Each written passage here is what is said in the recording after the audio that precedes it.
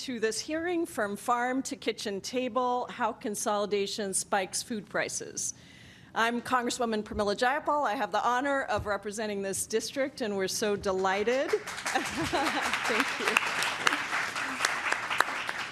We're so delighted that we have several of my colleagues here to join us, and so before we get officially started, I wanted to introduce them.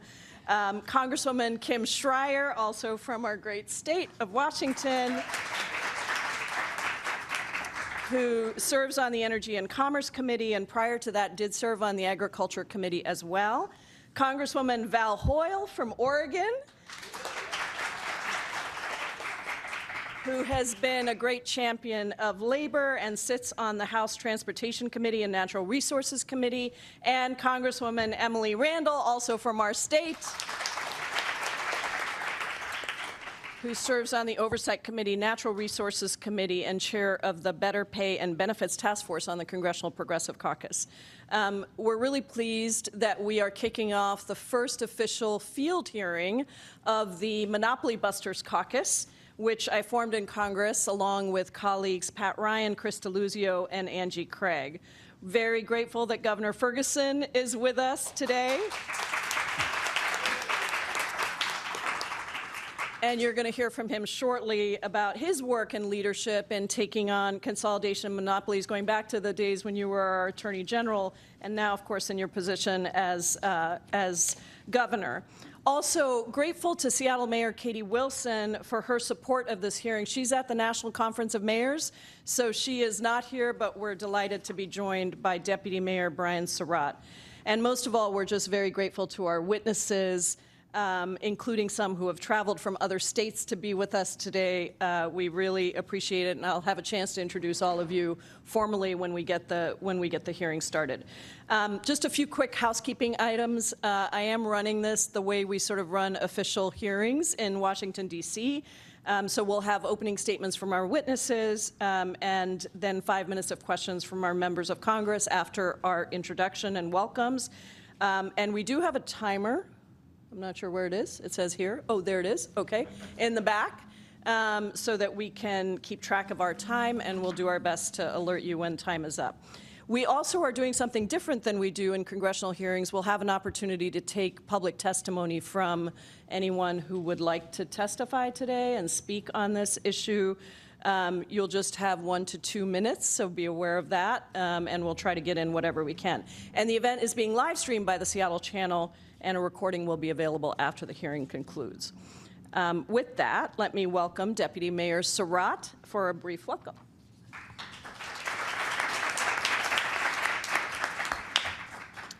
Thank you, Congresswoman Jayapal. Good evening, everyone. My name is Brian Surratt, and I am the Deputy Mayor here for the City of Seattle under the administration of Mayor Katie Wilson. As the Congresswoman noted, Mayor Wilson is a bad joke. She's in the other Washington, and doing what she needs to do in working with and connecting with other mayors throughout the country.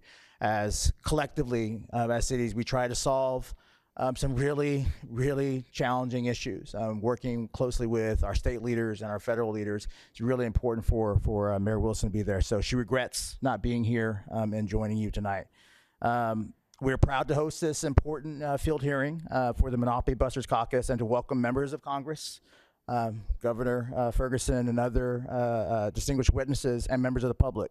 I want to extend a special thank you to the Congresswoman. We first met, gosh, was that 10 years ago here in City Hall. Yeah, so it's a time warp. And so I met Congresswoman Jayapal when City of Seattle was on the front edge of leading a movement around minimum wage. And at that time, I was just a lowly policy advisor for a former mayor, and we needed someone to bring the voice of the immigrant community to the table as we think about how do we make sure that workers have access to a livable wage. And Seattle led the way, and I just want to say thank you for your leadership during that time and driving that important work. And we've seen what that has done across the country. Also want to recognize Councilmember Lynn here, Seattle City Council member. Is he here? I thought I saw him pop in here, but I think he was going to come in later. Are there any other elected officials that I did not mention? There we go. So please stand, raise, stand and acknowledge. So excellent. So tonight's hearing, From Farm Table to Kitchen Table, How Consolidation Spiked Food Prices, shines a light on a challenge that touches every household: the rising cost of groceries and the growing concentration of power in our food supply chain. From farms to factories to grocery stores, consolidation has made it harder for farmers, small businesses, and workers to survive, and harder for families to afford the basics. This conversation is critical for restoring fairness and competition in our food system and ensuring that everyone, from rural communities to urban neighborhoods, have access to affordable, quality food. Food equity is a top priority for Mayor Wilson's administration, and we look forward to the partnership that you all have been leading for years to come. Thank you again to the Monopoly Busters Caucus, to Congresswoman Jayapal, and to all of you for being here. Seattle's proud to host this dialogue, and we'll look forward to the ideas and actions that will come from this conversation. Thank you. Thank you so much. Thank you, Deputy Mayor Surratt. And now it's my honor to welcome our governor, Washington State's Governor Bob Ferguson. He is joining us in the midst of a really busy legislative schedule, and I know you came up from Olympia for this, and I'm just so grateful that you're here to address us and for all your work on this. Governor Bob Ferguson.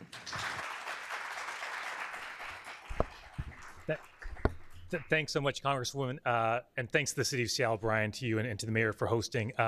First, is there a better name for any organization than Monopolies Busters Caucus? I'm just going to say that's number one. And the first reason I wanted to be here was to ask, I'm asking for a friend, can governors be honorary members of, is that right? I would love it. So it's a wonderful, wonderful caucus. I just really appreciate all the work that they do. And all the members of Congress who are here. I just have deep respect for every member of Congress who serves, especially if you're on the West Coast, traveling to the East Coast. That's a challenge on the personal side as well as professional. And it'd be challenging when times are good, and times are certainly challenging right now. And so please give a round of applause for all the members of Congress who are here for their service, which we so appreciate. I do want to take, before I give very brief remarks, the Congresswoman asked me to speak about a case really that I worked on as AG about the issues that are being touched on here. Just real briefly, one of the many great things about being governor is we have something called the Washingtonian of the Day. And it's a small award that we give out, the governor gives out. The criteria for the Washingtonian of the Day, by the way, is extremely strict. It's whoever the governor decides should be the Washingtonian of the Day on that particular day. That's the criteria. And so, you know, Pramila, Congresswoman, I have been so deeply appreciative of all you've done. I mean, really, I'm on behalf of a grateful state. I mean, truly, you know, this is just an example of that, right? Of organizing folks together on issues that affect Washingtonians all across our state who need representation. And you know, I'm just deeply appreciative of that, and particularly leadership during a really challenging time in our nation's history. And so typically the Washington of the Day is not an elected official. This may be the first time I presented it to an elected official, but I thought what better time and what better occasion than to present to our own Congresswoman Pramila Jayapal the most prestigious honor in Washington State, the Washingtonian of the Day. Give her a round of applause.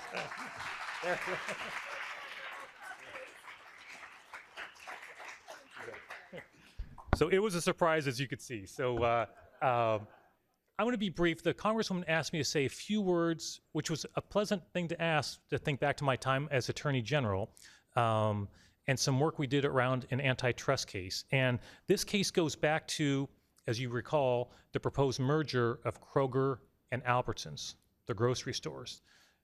They're two of the largest grocery stores owners in Washington State. And there was a proposed merger. Those two entities combined make up more than half of all the supermarkets we have in Washington State. And that proposed merger, it became very, very clear in talking to my antitrust team and talking to our partners at UFCW and the folks who work there, would do an awful lot of harm to the people of Washington State, to the workers, to the prices for Washingtonians on their grocery prices. Because guess what? When you consolidate like that, are prices going to go down? No, they are not. When you consolidate that kind of power at that level, only bad things are going to be happening. And at the time, we have an antitrust team in my office. When I became Attorney General, it was like 2 or 3 attorneys. which is not enough to take on big antitrust cases, I can assure you. And states typically don't really prosecute antitrust cases. Many states don't have an antitrust team at all for all practical purposes. We grew that team, and that was a good thing when this came along. We thought, let's take a look to see if we as a state could challenge that proposed merger. Could we as a state challenge that in court and actually stop it? And I was mused as we were researching it. There was lots of articles as we were looking at that case saying it could not be done by a state, that a state really could not pull this off, that the legal case was not strong. I did not listen to legal experts. I listened to my legal team in the AG's office, who, by the way, are fantastic, not just on antitrust, but civil rights work and standing up to this administration. They do incredible work in the AG's office. In the course of getting documents from Kroger's and Albertsons, one great thing about being Attorney General is you can essentially subpoena documents from these companies, right, when you're building your case. I'll just share one email from a vice president of marketing with Albertsons who wrote in an email that I suspect this individual did not want to see the light of day when we filed a case. It said, you are basically, when talking about the merger, you are basically creating a monopoly in grocery with the merger. It makes no sense. That's a vice president from Albertsons. That's a helpful document to have if you're bringing a lawsuit.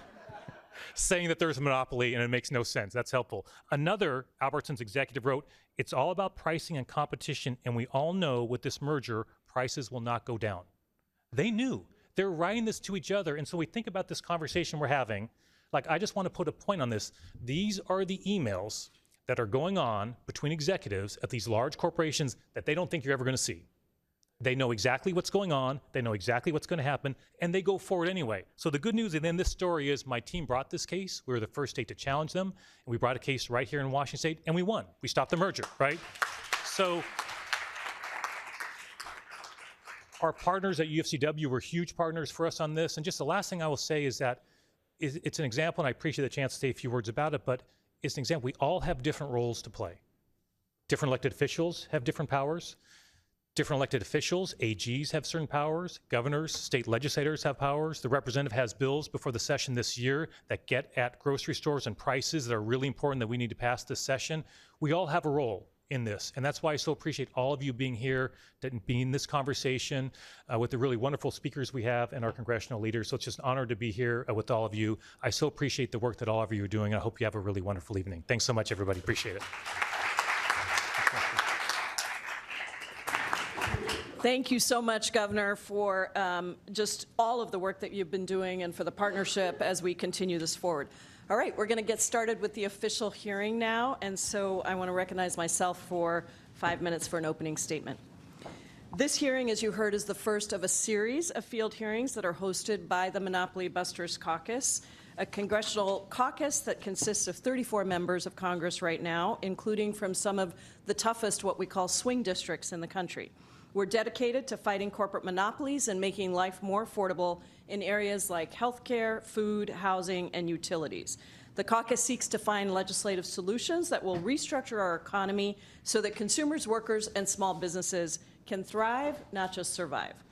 Today, we're addressing consolidation in one of the most basic necessities of our lives, food. We've all seen the prices of groceries skyrocketing in recent years. And while the pandemic and global wars significantly strained the supply chain, it's also important to recognize that the very structure of consolidation is a central and crucial factor to the tremendous spike in grocery prices. Today, we rely on a very small group of mega corporations that control the supply chain, all the way from farm to table. For decades, corporations have swallowed up smaller competitors to the point that they can now raise prices and reduce choice without consequence. From the farms where the food is actually sourced, to the factory where the food is manufactured and distributed, to the grocery store where the food is sold to you, the consumer. So we start with the farms that grow our food. When talking about record high beef prices we see today, we see that 80% of the beef market is now controlled by just 4 companies: Cargill, JBS, Tyson, and the National Beef Packing Company. They control the slaughter, the processing, the distribution of most beef in the country, which has determined how much beef in this country costs and shortchanges farmers because those farmers have so few options of where they can actually sell their beef. This consolidation is seen in other agricultural sectors as well. Once the raw ingredients of food are harvested, they are processed and packaged by a very small set of corporations, like Kellogg, General Mills, and Kraft Heinz. If you walk down the aisles of your grocery store, you may see a million different brands, so you might even think that you have all these different choices of products manufactured by different companies. Brand competition, right? Wrong. All of these different brands are mostly owned by just a few companies.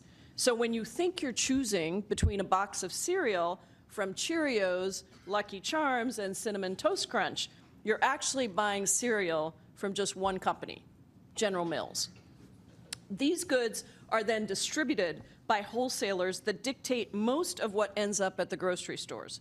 These distributors, like United National Foods and KEHE, eat into suppliers' margins by imposing burdensome and opaque fees, making it especially hard for small and medium-sized food businesses to break into the industry.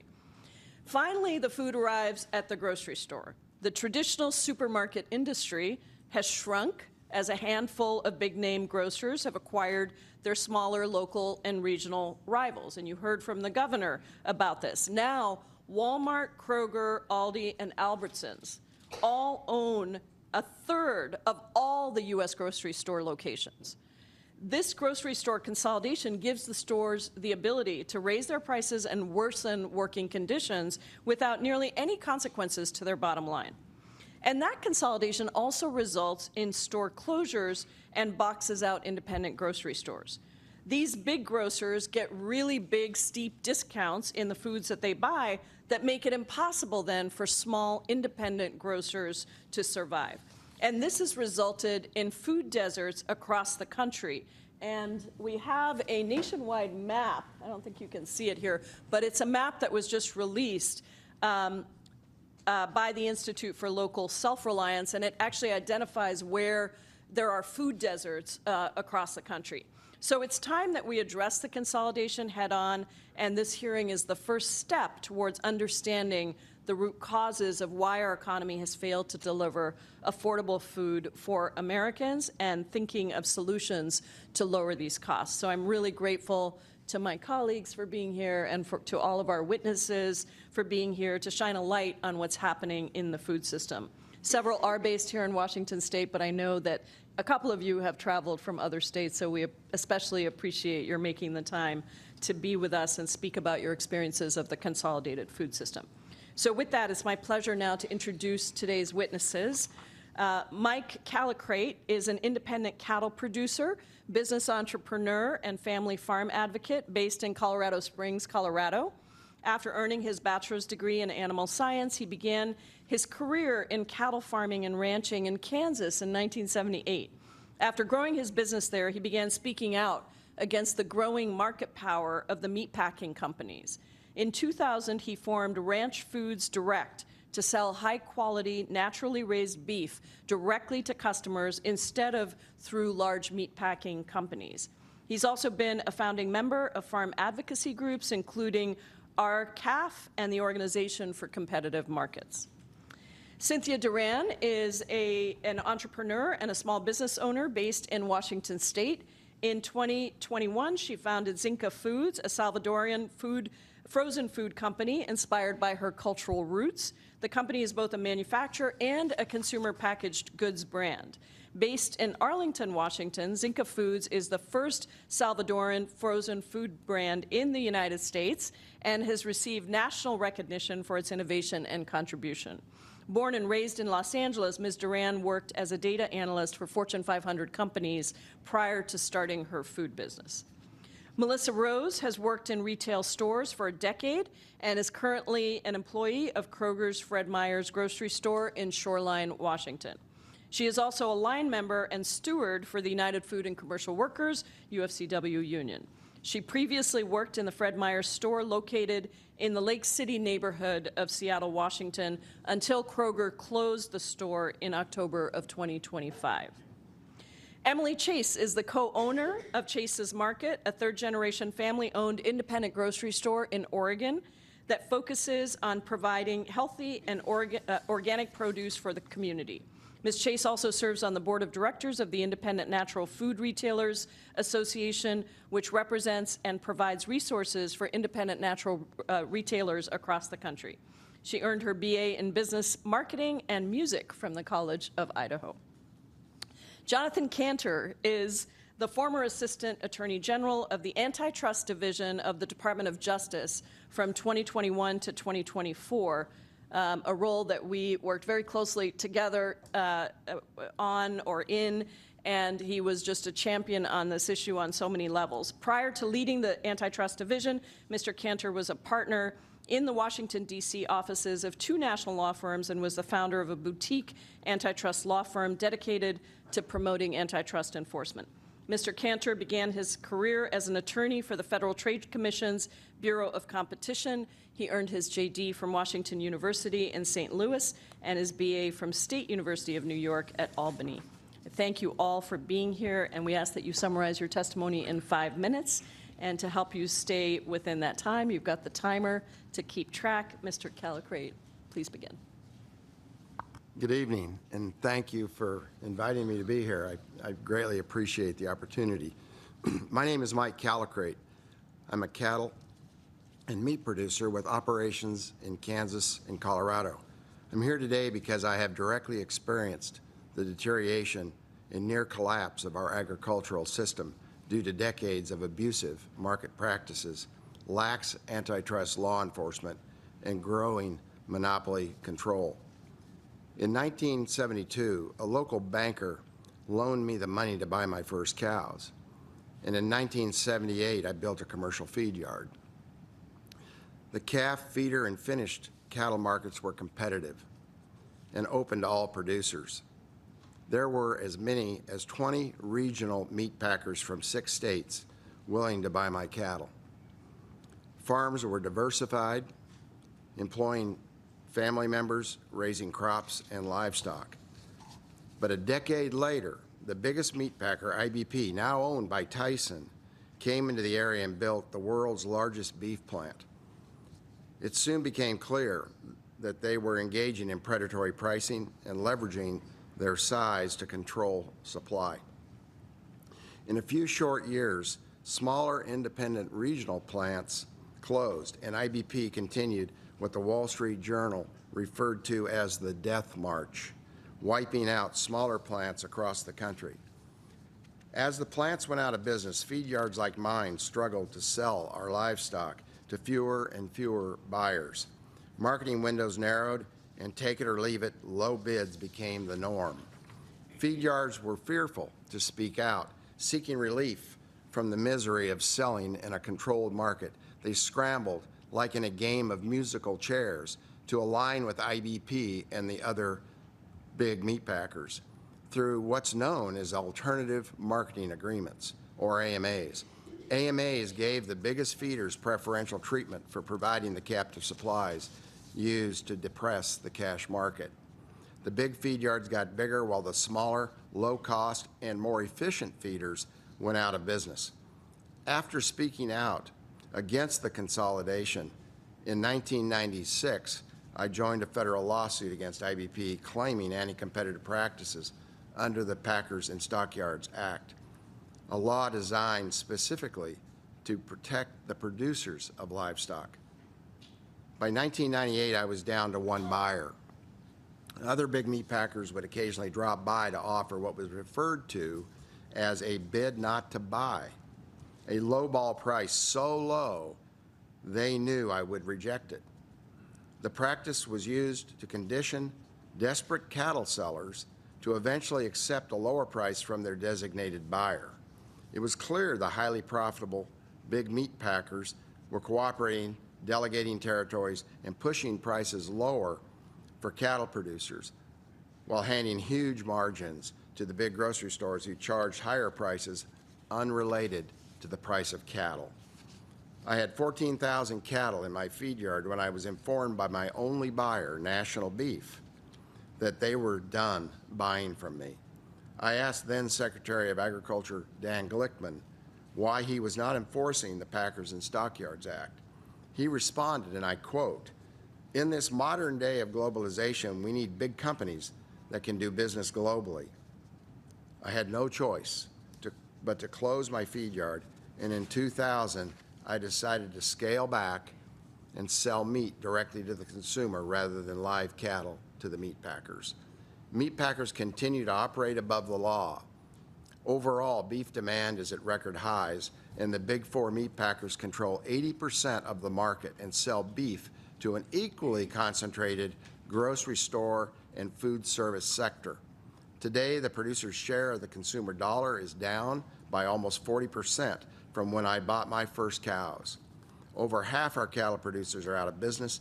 86,000 independent feed yards like me are gone. Meanwhile, big meat packers like Tyson are shuttering plants in rural communities. In closing, I believe it's past time to break up the big meat packing, big retail, and big food service companies and aggressively rebuild, protect, and support local regional food infrastructure. Thank you for your leadership on this issue. I look forward to questions. Thank you so much, Mr. Callicrate. Ms. Duran, you're recognized for 5 minutes. Hi. I'm here as the founder of Zinco Foods, a frozen food company, but more importantly, as a small business owner navigating a system that is increasingly making it harder for independent manufacturers to survive. Zinco Foods is both a frozen food manufacturer and a consumer packaged goods brand, two different entities under one roof. We manage our own facility, regulatory compliance, production, labor, and logistics, while also handling marketing, sales, branding, and retail outreach. Both are time-consuming, highly regulated, and leave very little room for error. Zinco Foods is entirely self-funded. I have invested my own savings, and my family has invested their savings into this business. There's no venture capital behind us, no safety net, no wealthy backer absorbing early losses. Every decision carries real personal risk. This business represents years of sacrifice, long hours, and the belief that hard work and persistence should still mean something in this country. To scale a food manufacturing operation to a size where it can truly compete with established brands requires an enormous amount of money. This puts this type of venture out of reach for most people. Realistically, there are only two viable paths to achieve this: starting with and spending significant personal wealth, or securing an investor willing to fund the venture from the beginning. For founders without those advantages, the playing field is not level. It is structurally tilted against them. These challenges are compounded when dealing with large national distributors such as UNFI or KeHE, as small businesses that does not have the size or leverage to negotiate favorable terms. We spend an unwarranted amount of time addressing fees, deductions, and chargebacks. Many of these are not legitimate or are the result of errors. Yet disputing them requires time, expertise, and staffing that small businesses simply do not have. These practices quietly drain resources from small manufacturers, while larger companies are better positioned to absorb or bypass them. At the same time, smaller regional distributors, the ones that historically supported local and emerging brands, are disappearing due to consolidation. As national distributors dominate the market, competition shrinks. This market concentration removes any incentives for larger distributors to offer their services in a competitive way, which increases cost for manufacturers and ultimately raises prices for consumers. Fewer distributors means fewer choices, less innovation, and fewer opportunities for small businesses to grow. I say this plainly and honestly. For my self-funded entrepreneur, the American dream feels out of reach. When hard work, personal sacrifices, and family savings are still not enough to compete in a consolidated market, something is broken. The dream should not be reserved only for those who start wealthy or well-connected. I'm not asking for special treatment. I'm asking for fair treatment. We need people in positions of power to advocate for truly free markets, for independent manufacturers, and for the local distributors who still exist. Policies that address consolidation, promote transparency, and enforce accountability, which would help restore balance. If we care about entrepreneurs, local jobs, food affordability, and consumer choice, then we must care about who actually is able to participate in the market. I urge you to stand with small businesses like mine and help ensure that the American dream is not something we talk about in the past tense, but something future founders can still realistically pursue. As we peer into our society's future, we, you and I, and our government must resist the temptation to allow further consolidation of our CPG food system. Thank you. Thank you so much. Ms. Rose, you're recognized. Good evening, and thank you for inviting me to this hearing. My name is Melissa Rose, and I worked at the Lake City Fred Meyer for almost 5 years. I've taken on roles in almost every department and have held a variety of titles, but I'm currently the lead of the Health, Food, and Beauty Department. For those who don't know, Lake City is a proud, working-class neighborhood in North Seattle. Like many grocery stores, ours was the anchor shop in our community. We've stood at the nexus of several bus lines and within walking distance of both single-family homes and numerous apartment complexes. My wife and I live there. We walk to work, as did many of my coworkers. Elderly people in nearby homes also regularly walked into our store. We were the only pharmacy in the neighborhood, following the closure of both the Walgreens and the Rite Aid. On August 19th of last year, managers started calling groups of employees into closed-door meetings. At these meetings, they told us the store would close in October. They gave us no specific date, and we did not receive an actual official date until a week before we actually closed. The news simply did not make sense to anyone. I've eventually learned from news reports that corporate planned to close quote-unquote low-performing stores, but during my time there, I don't remember a period when our store was not busy. The parking lot was consistently full, the bus lines brought plenty of people in, and as I mentioned, it was a very walkable neighborhood. None of that seemed to matter. Leaving a neighborhood without a pharmacy didn't seem to matter. Whipping the anchor and community out of a middle-class working community didn't seem to matter. The only thing that seemed to matter was corporate's bottom line. Unfortunately, the store closure wasn't the only decision apparently motivated by desire for profits over meeting community needs. I've held so many titles at my store, partly because corporate has been running skeleton crews at our store for years. With staffing so thin, managers regularly have to pull workers from one department to plug a hole in another department. Running that lean makes it extremely difficult to deliver the level of service our customers deserve, contributing to longer lines and empty shelves. It also means we have less time to get our own work done, causing us to feel pressure to skip breaks or even our lunches. This leads to exhaustion and burnout. This makes getting our work done even harder, leading to even more burnout, spiraling out of control. This kind of churn and burn culture of the grocery industry right now makes it hard to retain skilled, experienced workers who can help the store run efficiently and develop relationships with customers to keep them coming back. This is what happens when we allow corporations to grow into giants. We give them the power to crush everything in their path. They grow bigger, they grind down workers, and flatten community stores into numbers on a spreadsheet. And while our union does a great job of fighting for what we need at the bargaining table, their constant growth reduces our power at the bargaining table. These companies are national, but we have to bargain with them local by local. This doesn't have to be the future of grocery work. You have the power to rein in these corporate giants who hollow out our communities and burn fruit workers. Please use that power to protect access to fresh food and the workers who show up every day to provide it. Thank you so much. Ms. Chase, you're recognized. And pull those microphones nice and close to you just so we can make sure we hear you. Thank you. How's that? Good enough? Okay. Good evening, members of Congress. Thank you for the opportunity to testify at today's field hearing. My name is Emily Chase. I'm a co-owner of Chase's Market in Ontario, Oregon. We are a third-generation, 1,800 square foot natural food store, and this summer we will celebrate our 75th anniversary. Since 2014, my business has been one of over 350 members of the Independent Natural Foods Retailers Association, or INFRA, and I currently serve on its board of directors. Together, we represent hundreds of natural food-focused grocery stores serving millions of Americans who rely on local stores for affordability, choice, and access. Independent grocers like mine are an essential part of the food and economic infrastructure of our communities, especially in rural, low-income areas where options are limited and price matters. As the panel knows, grocery retail is highly concentrated. What matters for my testimony is how that concentration shows up on the ground, particularly in distribution and access for independent retailers. When a company controls where food is sold, it influences access to distribution and the terms under which products reach the market. Large chains operate their own distribution centers, but they also rely heavily on shared distributors used by independents, including UNFI and KeHE. I see firsthand how the purchasing power of dominant chains shapes what distributors carry, what turns in the warehouse, and what quietly disappears.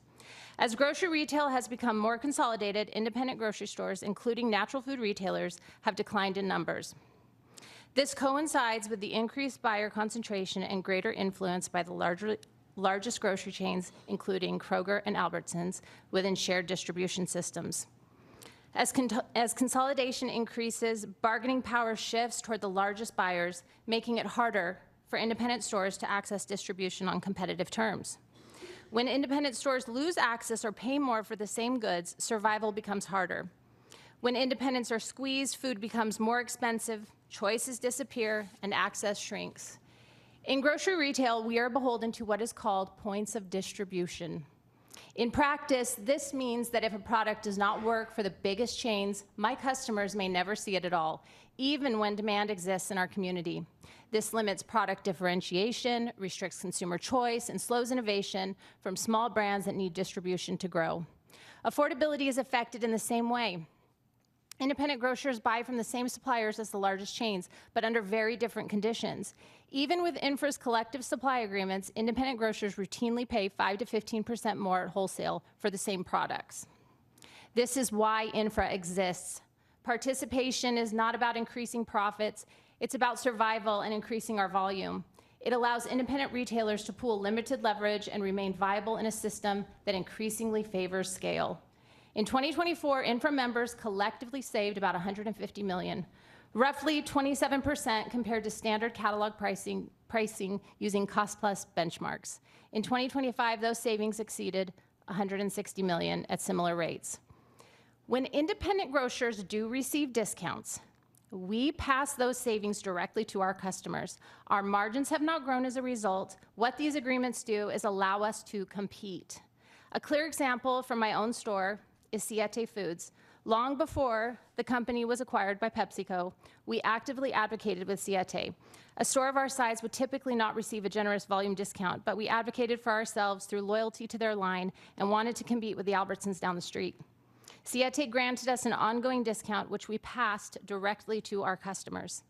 After that acquisition, that discount was reduced from 20% to 15%, and we were required to provide proof that the savings were being passed through to consumers. We complied because passing discounts through is how independent stores operate.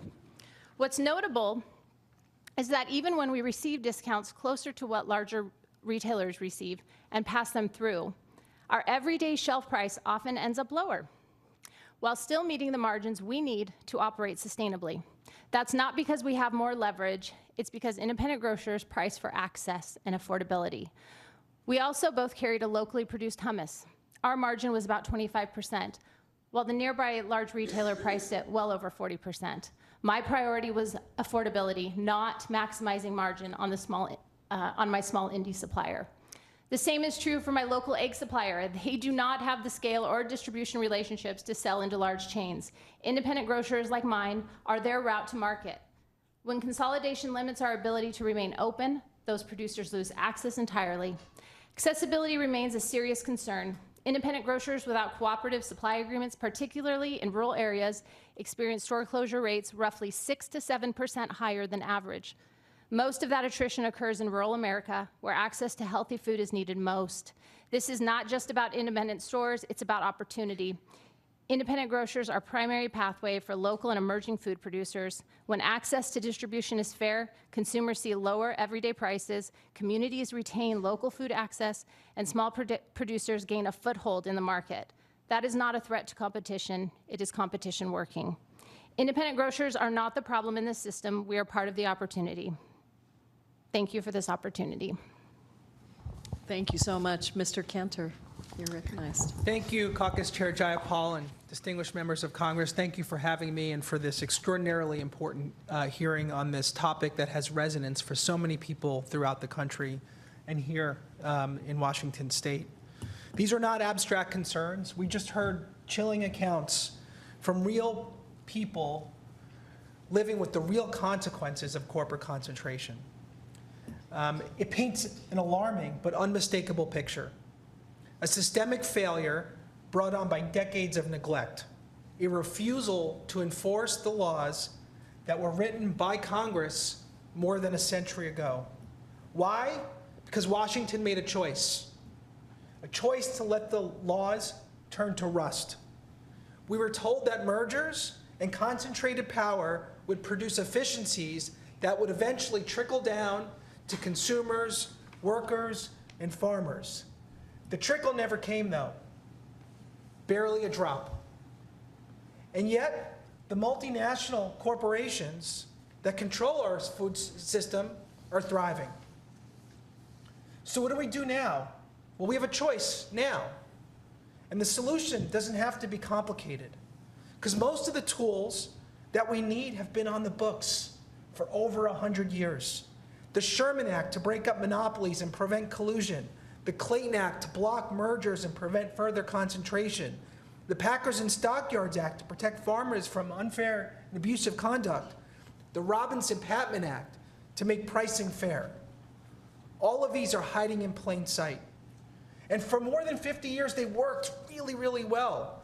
We saw unprecedented growth in our country, the creation of a thriving middle class that was the envy of the world. Then, beginning in the 1980s, we lost our way. Enforcement waned, agencies stepped back, courts intervened, and the voice of farmers and small businesses and rural communities faded, drowned out by PAC checks and corporate lobbying. During my time at the Department of Justice, we made a choice. We made a choice to leave that pattern behind and to fight for the first time ever in the history of the Department of Justice to enforce the Packers and Stockyards Act, to bring cases to break up companies, to take on collusion, raising the prices, to take on the tournament system that would turn farmers into Uber drivers. That only scratched the surface. What happens now is also a choice.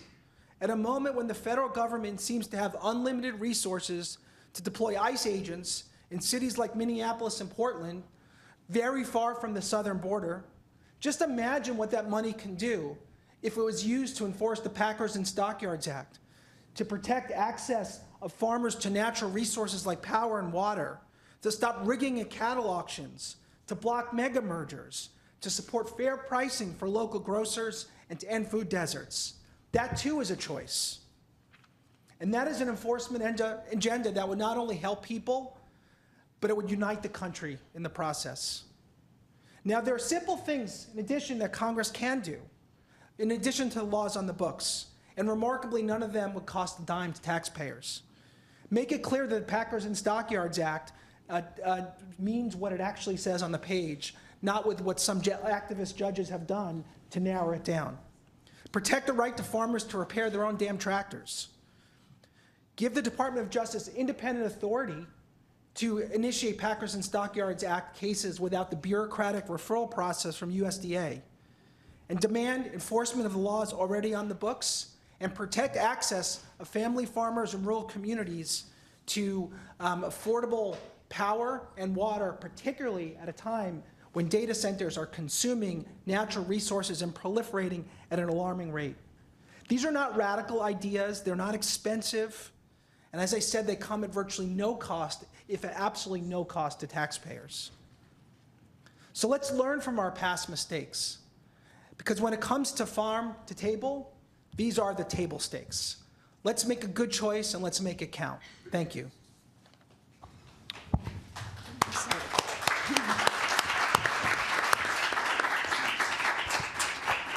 Very powerful testimony from all of you. Thank you so much. We'll now proceed under the 5-minute rule of questions, and I'll start with my questions. And I want to start, Ms. Rose, with you. I led the amicus brief opposing the Albertsons-Kroger merger with many of my colleagues in Congress and Senator Wyden on the Senate side. I know you said you worked at the Fred Meyers in Lake City for multiple years. Kroger, which owns that location, attempted to merge with its main competitor, Albertsons, in 2022. You and your fellow union members raised a number of concerns at the time about that merger. and when the merger was announced, and I wondered if you could go into some of those concerns, some of the things that you were most concerned about when that merger was announced. Yeah, so the major thing that everyone immediately clommed onto was that this would raise prices. No. Within days of the merger being announced, customers had heard of it and were like kind of coming for him, going like, hey, so did you hear that announcement about the merger? They say it's going to lower prices, and then they usually laugh. It was a big joke, like everything that the corporate said that like, hey, this is what we're trying to do. This is going to help consumers.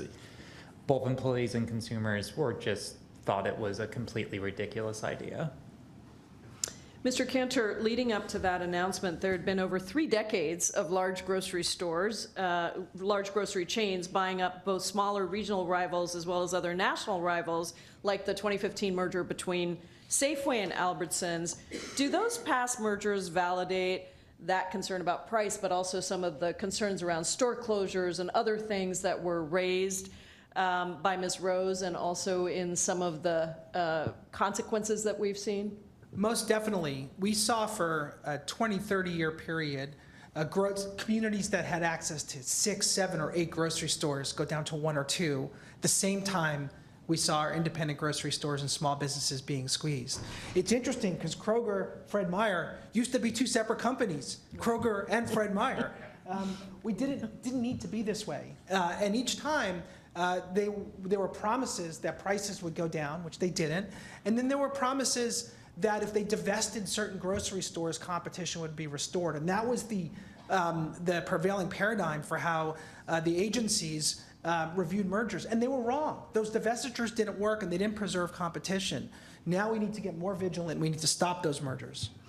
And is that why the courts agreed with the Federal Trade Commission and the Washington State Attorney General that the merger was unlawful and couldn't continue? It's absolutely why. And because they had the courage to take them to court and present a judge with a case, they won. And they protected competition. We need to do that more. Ms. Duran, I want to turn to you. In addition to swallowing up other grocery chains, one of the reasons that stores like Kroger and Walmart got bigger and more profitable is that they benefit from these steep discounts that we've heard spoken about from large distributors like United Natural Foods and KeHE. Is that how you say it? KeHE. What challenges do you face when negotiating with big grocers and big distributors to get your product on the shelf? So it really depends because normally the distributor has most of the control of the relationship. We do negotiate with the buyer, but the distributor is the one who places the price on the product. And so we don't really have much control over that. And when large grocery store chains buy up smaller retailers, what impact does that have on your business? So normally it just we just lose an account, but it does affect, our revenue.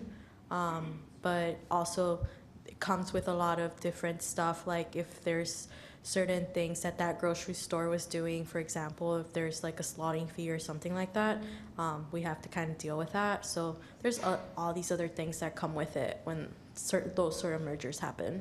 A lot of impact that you have to deal with. Thank you so much. My time has expired. I now recognize Representative Shariat for 5 minutes. Thank you, Congresswoman Jayapal, and thank you to the Monopoly Busters Caucus for holding this field hearing. And thank you to all of our witnesses for your really compelling testimonies that covered the entire landscape. As you can imagine, high prices at the grocery store are one of the things that I hear about most in my district. And at the same time, the 8th Congressional District, our economy really hinges on agriculture. I have the apple capital of the world.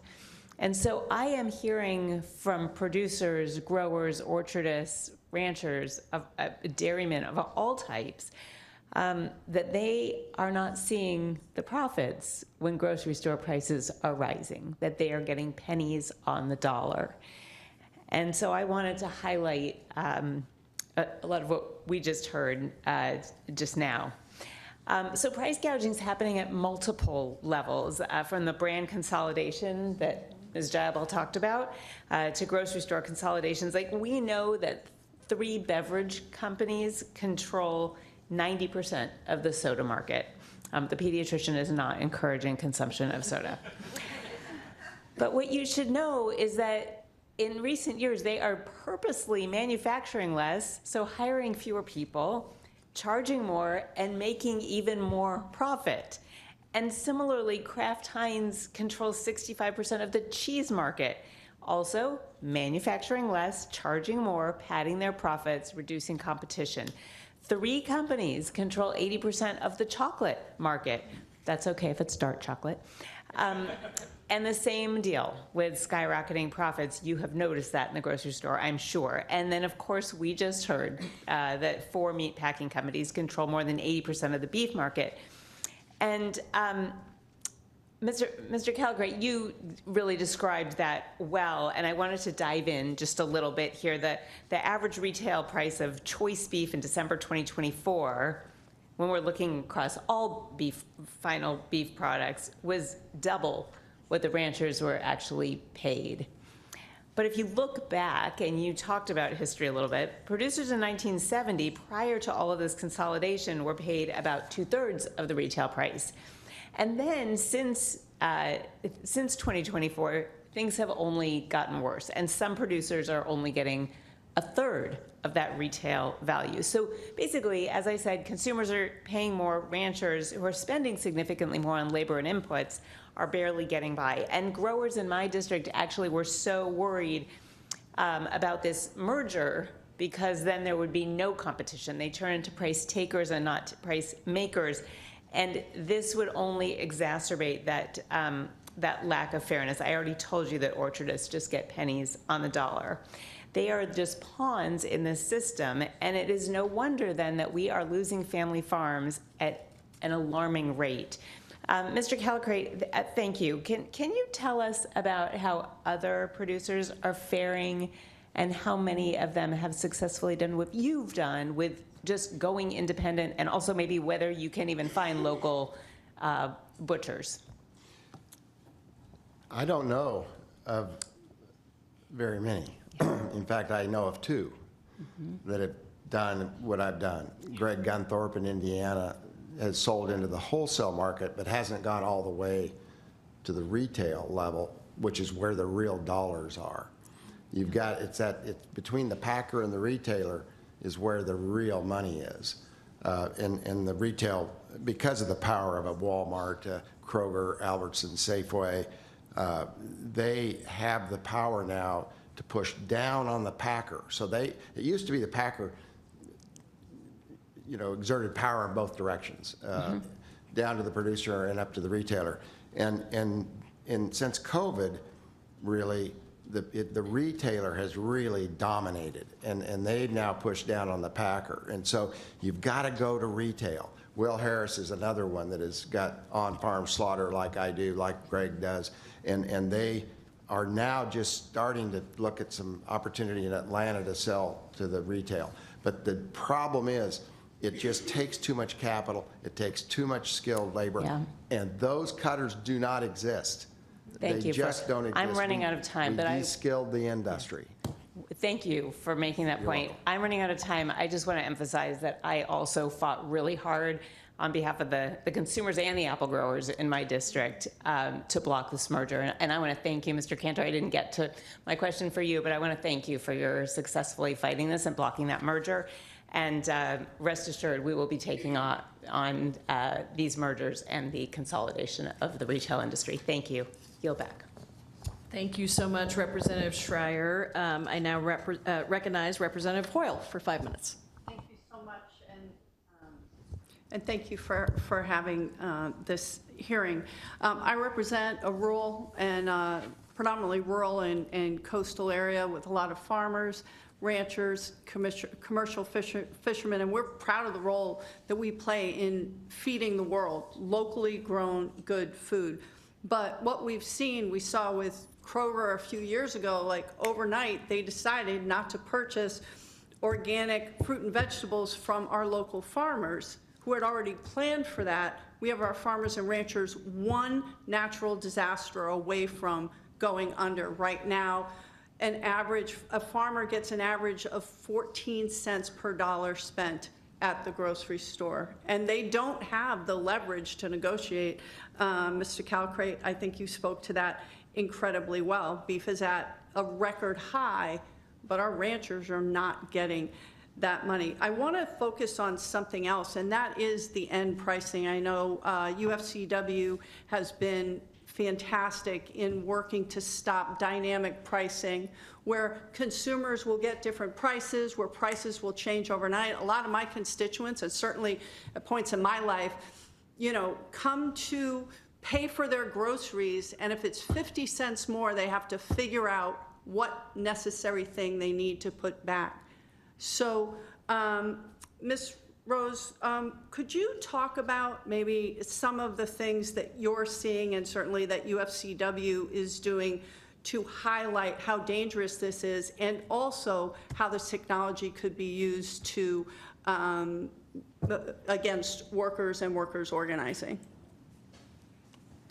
Yeah, so UFCW 3000 has been recently focusing on that significantly due to the fact that one major focus has been on what people refer to as surge pricing, whereas with the ability to rapidly alter prices during the day, they would then dynamically alter the price of a good for much in the same way that, like a cab might charge you more during a busy period.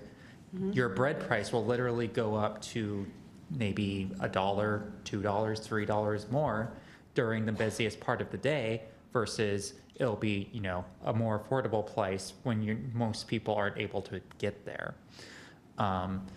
Also, additional things that we have seen a lot of concern about is the digital coupons, in particular among, I suspect, more rural. I work in the city, so primarily what I've seen is older people who don't have a smartphone or don't want to have a smartphone, looking at all of these digital coupons and going, well, I can't get these, what am I doing? And having a great deal of difficulty with that. So yeah, both of those have been big focuses with when we were partnering with Katie Wilson during her campaign for mayor. Yeah, it's there.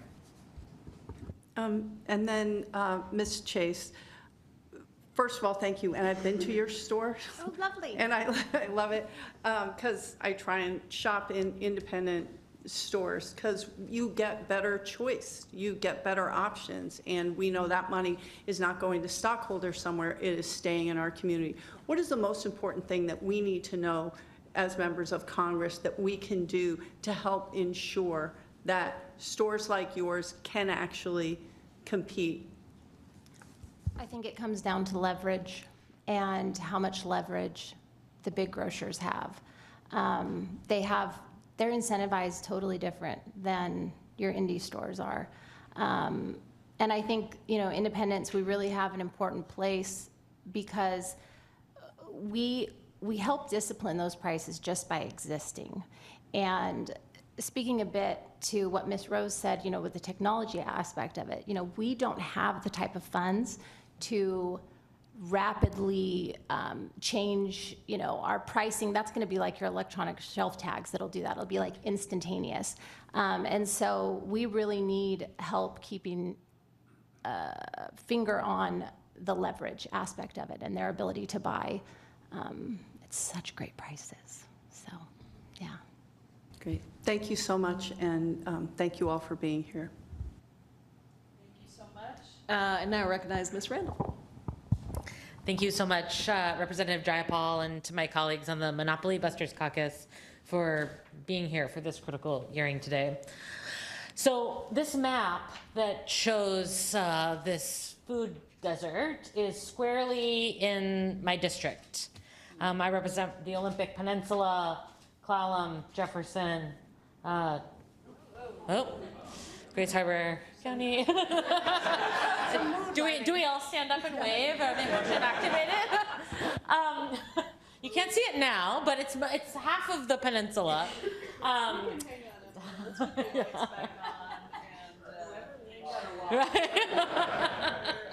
Very dramatic. And this is really stark and important for me, because I first started thinking about mergers and consolidations, not in the grocery store space, but in the healthcare space, because on our side of the water, those healthcare mergers really drove community to begin understanding what those price impacts meant, what the accessibility and availability impacts meant. And our colleagues at UFCW 3000 were on the front lines of that organizing work as well.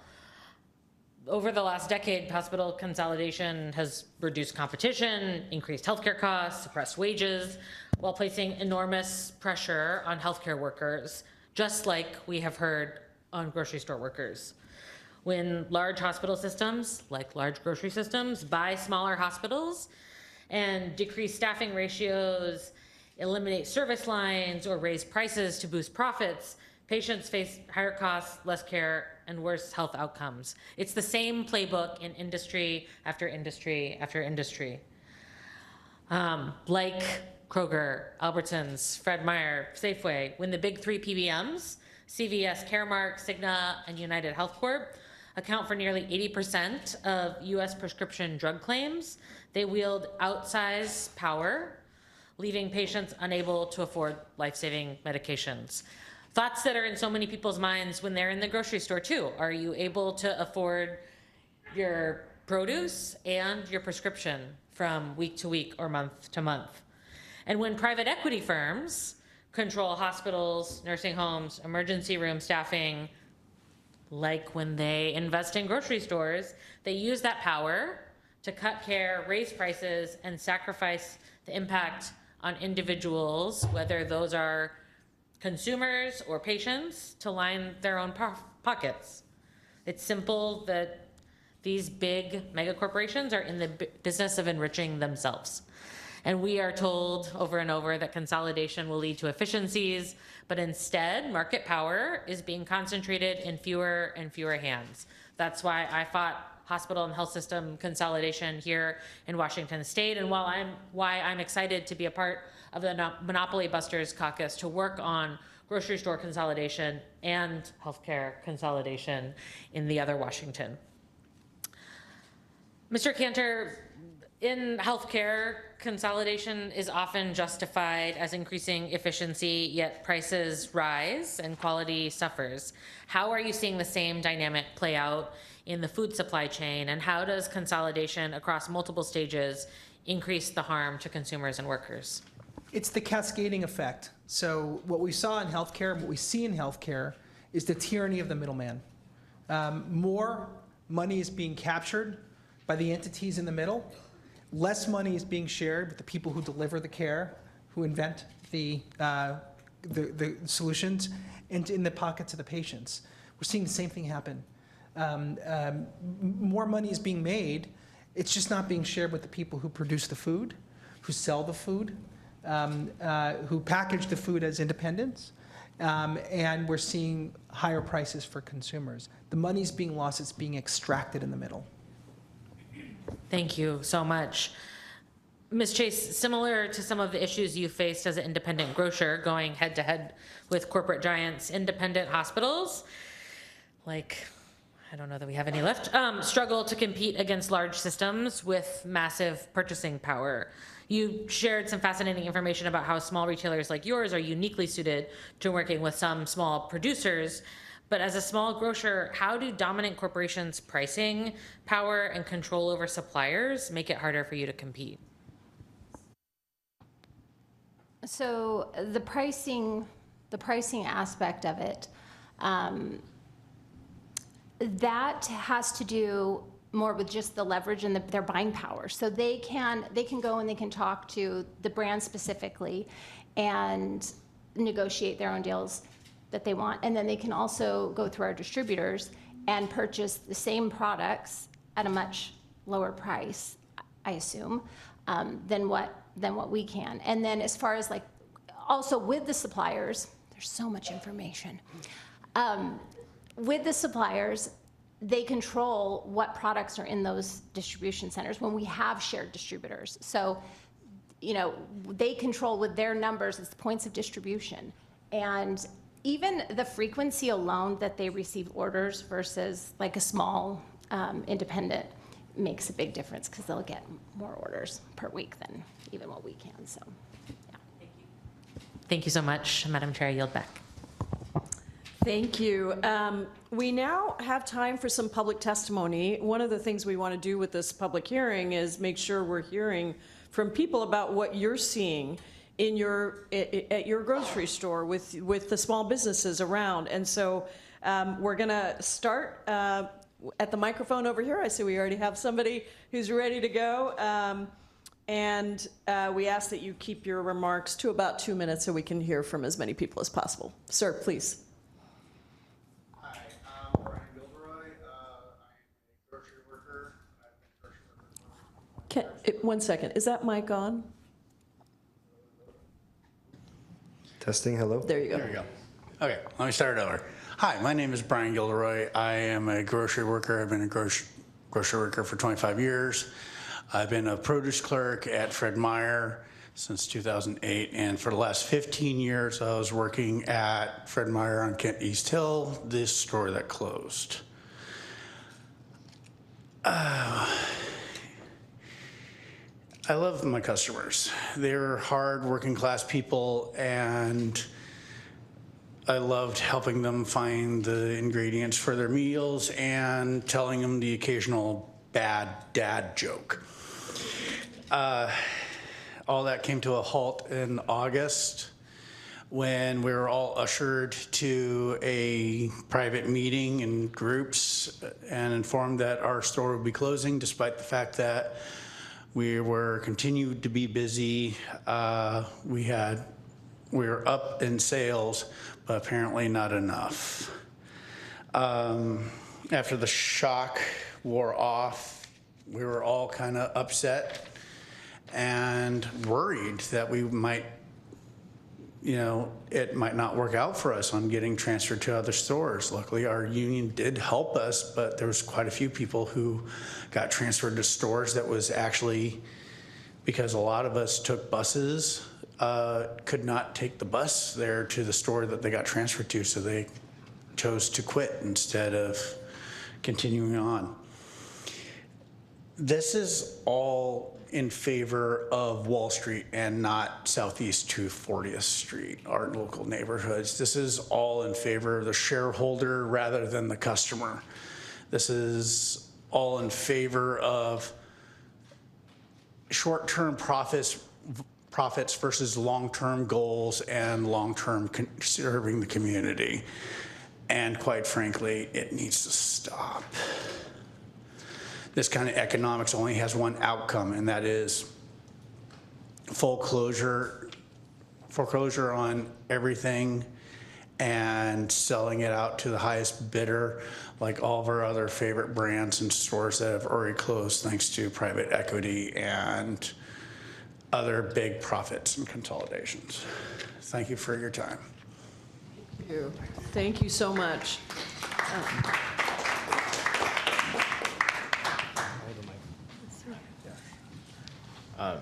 Hi, my name is Adrian Reina Chaboya. I lived here in Seattle for about 8 years.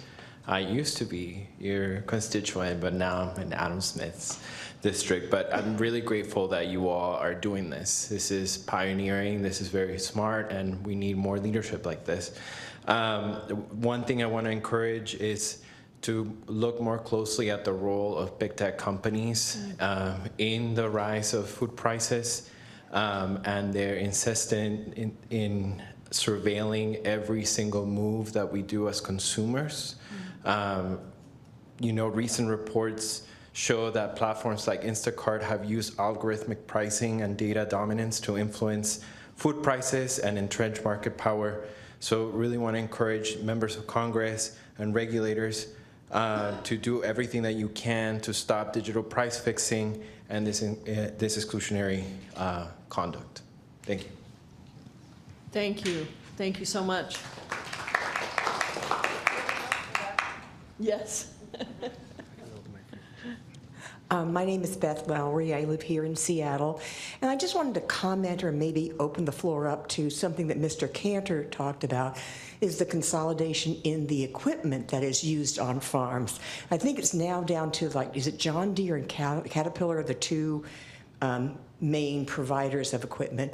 But now it's all the equipment that they have not only cannot be repaired by the farmer, but it's they're like subscriptions to, it's so technology oriented that something will stop functioning on your, your combine if you haven't paid, or you can't repair it yourself, or it takes someone 2 weeks to get out there. This has huge impacts on if you're a hay farmer and you can't get the hay in and it spoils on the field. Well, then it doesn't get to the cattle or whoever, the animals that need to be fed. So then sometimes farmers need to, or ranchers need to cull their herds. So I just want to add that to the mix and maybe open up for comment. Thank you. We'll see if we have more public testimony. Do we have more public testimony? Yeah, please. And we'll see if we can get a round of comments for our witnesses as well. We were definitely going to do response from members. Hi, my name is Kat Grana. I'm originally from Portland, Oregon, but I lived in Corvallis, Oregon from 2019 to 2023, yes. While I was in Corvallis, I worked at the Corvallis Clinic, which was a local physician-owned medical clinic that provided services in many different specialty areas. Unfortunately, back in 2024, Optum acquired the Corvallis Clinic. While I'm no longer living in Corvallis, my brother lives there. I still have friends and family there. And I recently heard that they will be closing their OBGYN department. I'm very concerned about this. The other largest medical facility in the area is Samaritan, and then Providence over on the coast. And I know they don't necessarily provide the same services that Corvallis Clinic provides. But that is an area I have concern about, and yeah, thank you so much. Thank you. Other public, please. Hi, my name is, that's loud. Hi, my name is Adrienne Atkins. I am a current master's student at the University of Washington, studying public health, and currently in my dietetic internship. And for my thesis project, I'm currently doing a study on food security in Washington State. So I have 5 years of survey data that I'm working with, and I've used that to find 30 participants to complete qualitative research. So we did hour-long structured interviews with these participants. And something that I'm hearing over and over again, I'm still in the analysis phase, so I can't give you complete findings, but I just want to reiterate something I'm hearing over and over again is how the cost of living and cost of food has really impacted participants' food security. I'm specifically focusing on individuals who have transitioned in and out of food security over the course of the 5 years of the study. And I can just say that we're seeing this across all participants of different income ranges, participants who are well above the poverty line. So I just want to reiterate that that is a huge concern for Washington residents of all income ranges, and just a diverse population of residents. Thank you. Thank you so much for your research. Representative, we're so happy to have you here. Okay. Thank you so much for hosting this. I'm Daria Farivar. I'm a state representative in the 46th Legislative District in Seattle. I live half a mile from the Fred Meyer that closed in Lake City. And so this has taken a lot of my time and attention and focus this year in this legislative session. I'm so grateful that you all are working on the issue of mergers and monopolies, and the long-term work that needs to happen to revision our system. I want to just mention a couple of things that we're working on here in the Washington State Legislature this year to make sure that folks continue to have access to fresh and healthy food, because we just can't wait. Folks need food now. They need access right now. This session, I've introduced 3 bills that get at long-term, short-term, intermediate solutions that focus on trying to protect communities, that focus on trying to incentivize folks serving underserved communities, and look at long-term solutions. We have legislation introduced that prohibits any groceries or pharmacies from putting covenants on properties after they leave, after they sell it, so that we can still make sure that other groceries and pharmacies can come in and serve communities. We're working on legislation that opens up the possibility of municipal grocery stores or nonprofit grocery stores, public-private partnerships as well, because in these situations where private companies are leaving, we do need to allow for folks to step in and other creative solutions to ensure that folks have access to healthy food. And then lastly, we're working on legislation, and it's interesting and exciting because it seems to be something that everyone can agree on between business and workers and community members and nonprofits and food banks, you name it, which is really trying to incentivize groceries of all different types, but especially small, independent, cultural grocery stores from going in and serving our communities and staying in underserved communities through a package of tax incentives. And so I want to thank you all for the important work that you all are doing, and know that we have your back here locally, and we are trying to deliver real solutions as soon as possible for our communities so they do not lose access to food. So thank you very much.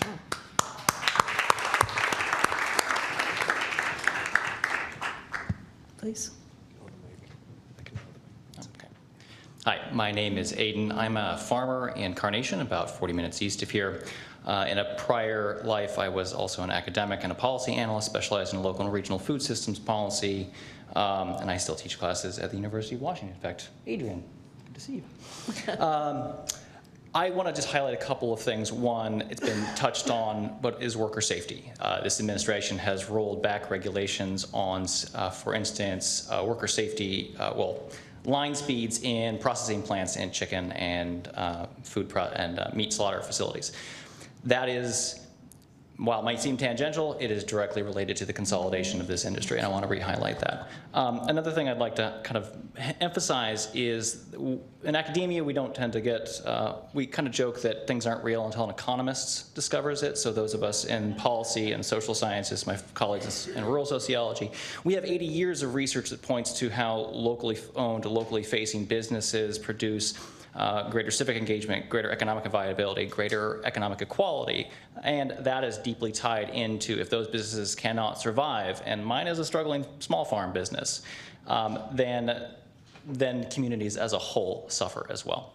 Another thing I want to highlight, and this goes to Mr. Cantor, and thank you for your work, I really appreciate it, is the legal nature of this.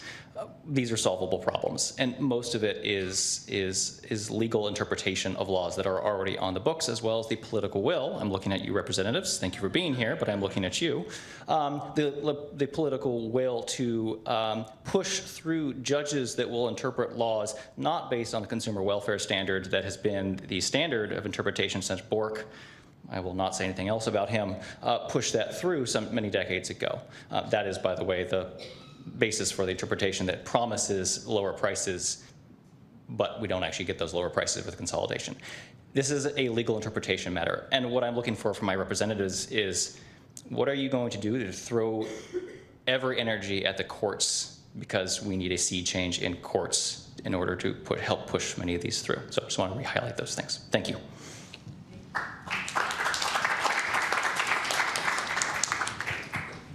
Anyone else? Okay, we are almost right on time with where we thought we would be. So we're going to go to closing statements and responses to what we heard. Oh, go ahead. I think we can take one more. Is that right? Hi, my name's Alessandra. I live north of Seattle. I used to work in the food industry, so I think the whole monopoly thing is very important. I got to see it from a totally different point of view. I think another thing to look at is whenever small brands are trying to break in with retailers and the price hike, there's not really anybody to take responsibility for it. I saw it where we did a price increase on our product in like 2023, yet the retailer kept doing price increases until 2025. Sales were going down and we were getting pushed out of it, and they were favoring their private label because they had a higher profitability off of it.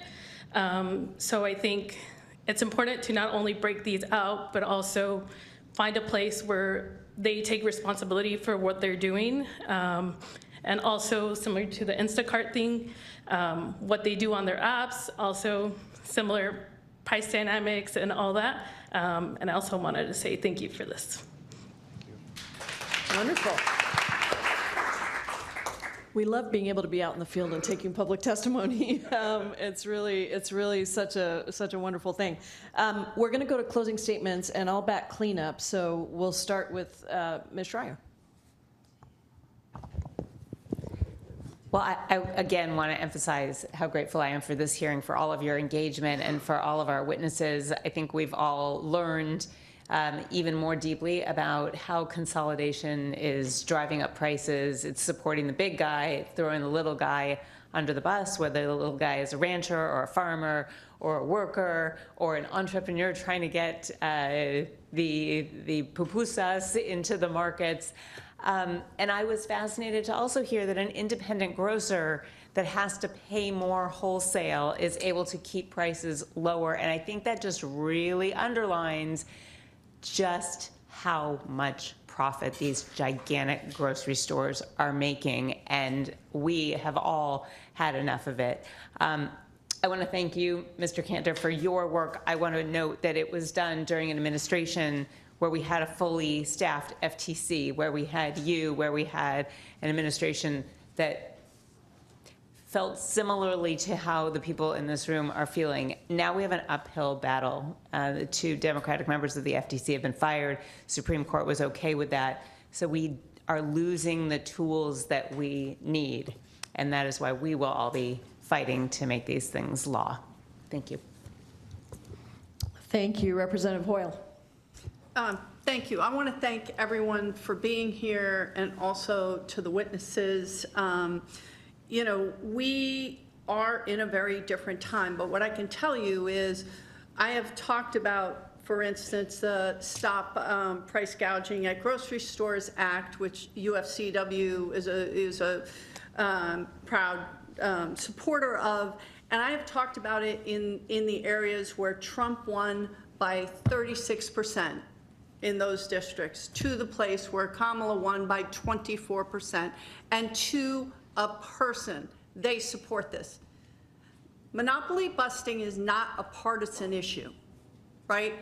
This is about protecting consumers. And to the young woman that talked about what happened in Corvallis, yes, United Healthcare came in, Optum, bought our local clinics, and then when the doctors left, barred them from being able to work in our communities and fired patients that were on Medicaid. So working with our legislature, we were able to, and our governor, let them know that it wouldn't be a good idea to take away our doctors in communities that are already don't have enough access to medical care. And you know, Representative Jayapal, Ryan, myself, Senator Merkley, and Warren put up the Patients Over Profits Act, preventing large insurance companies and their subsidiaries from buying up clinics. But this is in every aspect of our world. We have to stop monopolies. This is bad for consumers. This is bad for producers. It is bad for our economy. And again, I think it's hard when you live in either a blue area or red area. Understand this is not a partisan issue. And so I hope we take this on the road everywhere. Yeah, fantastic. Representative Randall. Thank you so much, Representative Jayapal. And again, thank you to everyone for being here and participating. One of the striking things for me about being in Congress is that there's much less public comment than we have in the legislature, and I am reminded how important it is to bring the voices of neighbors from all across the state and community to inform our work. So thank you for making the space for that. I couldn't agree more with my colleagues. We have to do everything we can to stop this consolidation because it is a nonpartisan issue. You know, the people who live down long driveways in rural parts of the Olympic Peninsula know particularly well that they are losing whatever party they vote for, they are losing when big businesses are getting richer and richer, and they're getting less and less access to healthcare, to groceries, to buying power. When we see this dynamic pricing change the way that rents are calculated and grocery prices are calculated and healthcare is calculated, it's harder and harder for people to get by. And that's what we hear over and over around the country, that folks are just trying to get by, and it's our job to use every tool at our disposal to ensure folks can build their own lives and futures. And that means using some regulations to hold accountable big profit motivated industries that are just trying to get rich off the backs of regular people. So thanks for being here, and I'm so excited to be a partner in this work. One of the great things about doing a field hearing is that you get to control what happens. It doesn't have to go according to the schedule. So I want to give our witnesses also an opportunity to say any last word, and then I will truly back clean up after you all. So we'll start with you, Mr. Callicrate. Yes, thank you. Just because we block a merger doesn't necessarily mean we've accomplished all we want to accomplish. Cisco US Foods, Jonathan, when was that merger denied? We celebrated it in my industry. Yeah, it was about 10 years ago, and we were successful in blocking that merger. But that doesn't mean they don't cooperate after getting to know each other very well during the consideration of the merger. The same way with Kroger and Albertsons. Now we're seeing Kroger stores close, or we're seeing Safeways close. And you can see how they're strategizing. It's like they've been talking to each other, right? And I would invite you to pull out your phones and look up the return on equity for Cisco. Be careful, it's SYSCO. There are indicators of market power, and that is an amazing return on equity. That is monopoly power. And so I want to really encourage us to look at building the alternative food system.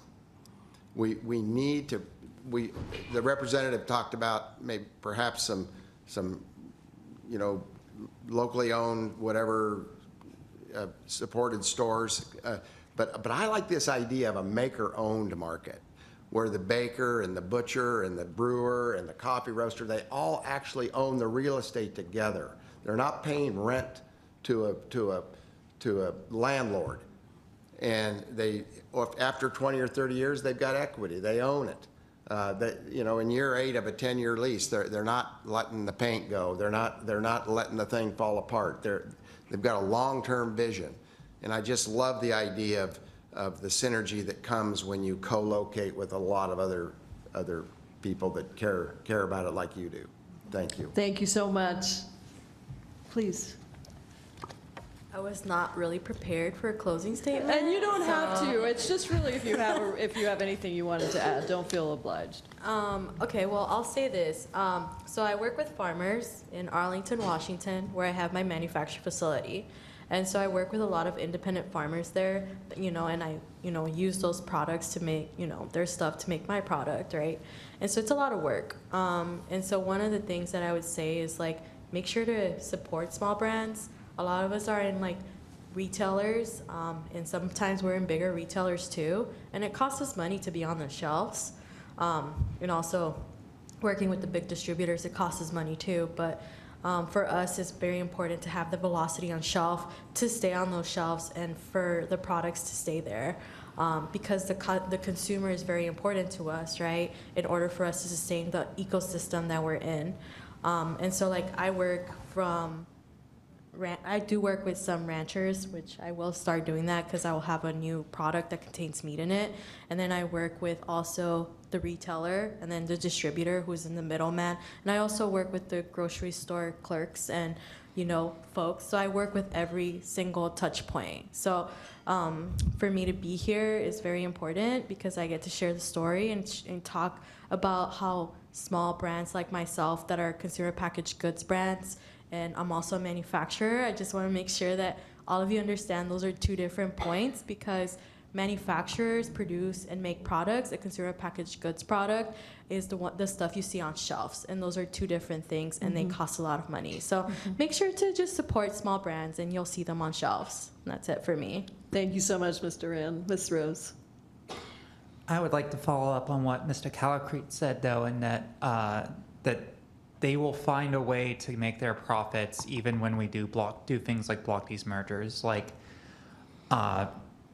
me and my fellow coworkers all knew that there would be fewer stores if the merger got blocked or if it went through. Because if the merger goes through, well, now they have much less competition. They can just remove a bunch of stores from various areas. Like, there's a Safeway just a bit north of Lake City up there. Why would they keep that Safeway there and the Fred Meyer's on Lake City? Yeah, one of them was going to have to go if the merger went through.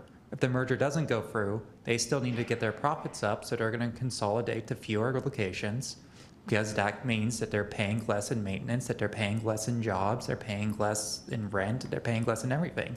But they are able to externalize those costs to the customers. They don't care that the customer has to now drive an additional 20 minutes. That's not a cost to them.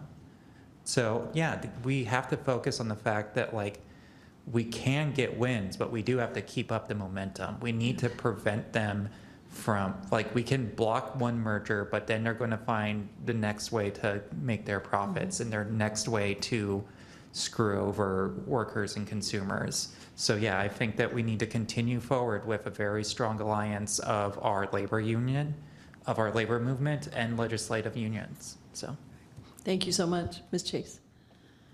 I think what I would like to end with is, in order to strengthen food at a local level, you really have to support those local producers that are in distribution. Like Mr. Rand was saying, it's, you know, your local supplier for eggs, it's greens, it's face and body care. Those, when you have the opportunity to support those brands, I would really encourage you all to do so. Thank you so much. Mr. Cantor, I know you have a lot to say on a lot of the questions that came up. I'll be quick. First of all, you're absolutely right. Tractors shouldn't be subscription services. You should buy a tractor and you should be able to fix it. This is raising costs, and the cost of the parts are going up. The ability to fix them, the cost is going up. Inability to fix them and trade them in. All of these things are be problems. We need to address those issues. The point about the judges, I couldn't agree with it. Oh my goodness. The courts have eroded the rights of people, the rights of consumers, the rights of farmers, the rights of businesses. We heard about that important case. Courts took the words of Congress in the Packers and Stockyards Act and narrowed it away. Not because you said so, because they decided that it was economically efficient without going to Congress to ask. These are choices. And we need to make choices about judges, representatives, people in policy positions, people in political positions who are going to fight for you, who are going to fight to make sure that we're putting people ahead of businesses and corporations. And ultimately, there's more we can do. We can't undo 40 years of bad policy in 4 days, but we can certainly damn try. Fantastic. Well, this was really, really wonderful. I want to thank all of our witnesses and my colleagues for coming. Look, the reason we called it the Monopoly Busters Caucus and not the Antitrust Caucus is because we want people to make the connection between consolidation and monopolies and what is happening to your own lives and livelihoods. And I think we got such a good schooling, really, from our witnesses about the different parts of consolidation, how it's affecting small businesses, how it's affecting innovation, and how it's affecting workers and consumers. And I think for me, we are going to have to enforce the laws we have. That was something that the Biden DOJ did, that Jonathan Cantor, Lena Khan, others did during the Biden administration, and now we're seeing a real rollback of that. We are going to have to block mergers, but your point is well taken that just blocking a merger does not, it's a victory because you're challenging the consolidation piece of it, but you're not necessarily solving the entire problem. But it is important, and we do have to pass new laws, and I'm grateful to Representative Farwar for her work on this in the state legislature. I know the mayor is taking this issue very seriously as well. I think there's a lot of things that we can do within our cities to make sure that we're cracking down on this consolidation as well.